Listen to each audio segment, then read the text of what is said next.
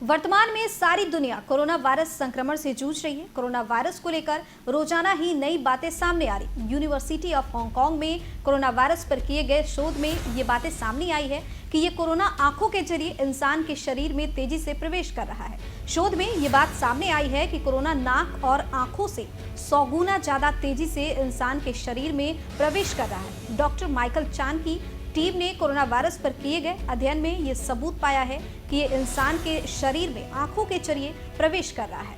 इस शोध के सामने आने के बाद कोरोना से बचाव के लिए लोगों को आंखों को बार बार नहीं छूने की सलाह दी जा रही है। इसके साथ ही हाथों को थोड़ी थोड़ी देर में साबुन और पानी से धोने की सलाह दी गई है। बता दें कि इससे पहले एक शोध में यह बात सामने आई थी कि कोरोना वायरस स्टील, प्लास्टिक और जमीन पर 7 दिनों तक जिंदा रह सकता है।